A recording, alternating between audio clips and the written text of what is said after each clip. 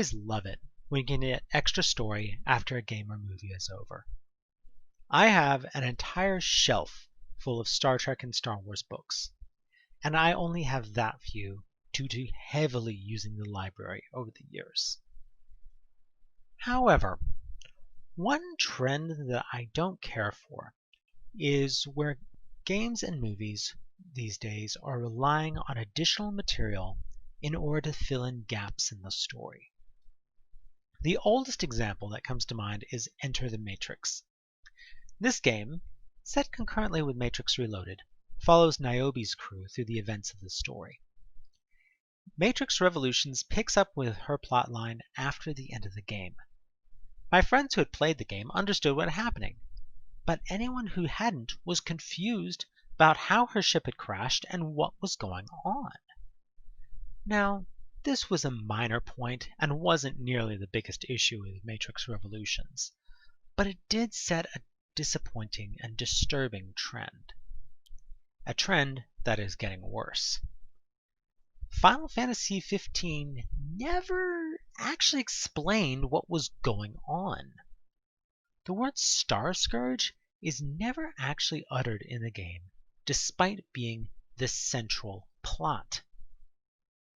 Ardyn's motivations are never really touched upon. In the end, you need to either buy the book or watch the movie in order to get these answers. Also, as I mentioned in my review, the entire second act of the story is ludicrously compressed. The world is fine and hunky-dory at first. You have a fight against Leviathan, and 3 scenes later, multiple countries have fallen to the endless demonic hordes. Now, this is filled in the DLCs, but then you never actually find out what happened to cause the disease that's the primary antagonist. This is probably answered in the episode Ardyn DLC, but I refuse to purchase it. I don't even want to know the answers after all these years, and I refuse to pay an extra $7 on top of the gold edition of the game. Of course, cutting the ending in the DLC isn't exclusive to Final Fantasy. Asura's Wrath famously hid the ending of the story behind a downloadable expansion, which included the entire final act. This drew a huge amount of backlash due to how blatant it was. Dishonored had a similar, if not quite as bad issue. While the main game was complete, Dishonored 2 was based primarily on the DLC expansion, not the original game. If you hadn't purchased the DLC, you'd be quite confused going in because the villain and most of the supporting staff was based off the downloadable content. However, the king of this is the Drakengard Nier series. While the first 3 games, Drakengards 1, 2, and Nier, were well explained and self-contained, it fell apart when you get to Drakengard 3. You can make it all the way to the finale and still not understand that this is a prequel to the original game. This isn't helped by the fact that the entire manipulative gods theme was abandoned, and the story is based around multiple timelines that by the end are internally contradictory. In fact, none of the game's 4 endings actually lead to the events of Drakengard. The canon ending doesn't actually occur in the game, but is instead in the novelization, which is confusingly titled Side Story. Then, the manga follows the game, but in a 6th ending that isn't quite the same as either the 4 in the game or the canon ending, because of course it did. Then we get to Automata, where things went haywire.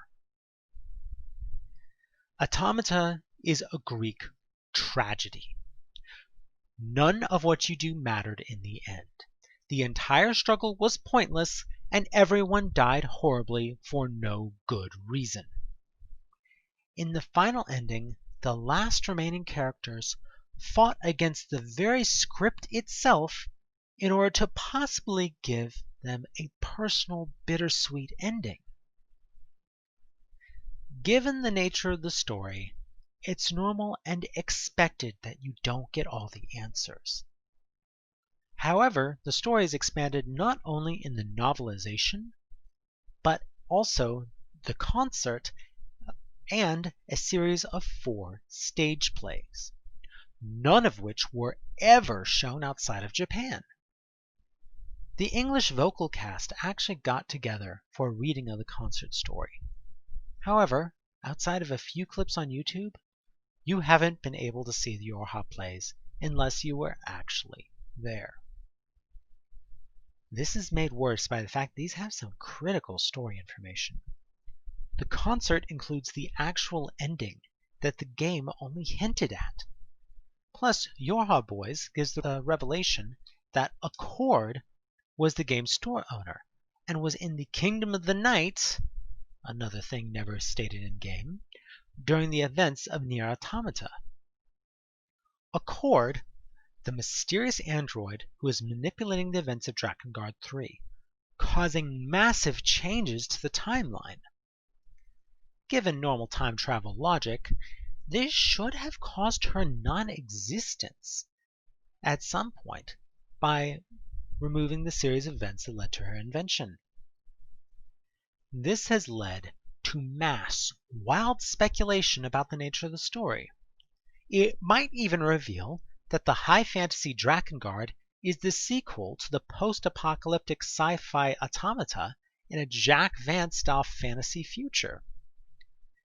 However, this huge revelation has been hidden from the vast majority of the fan base.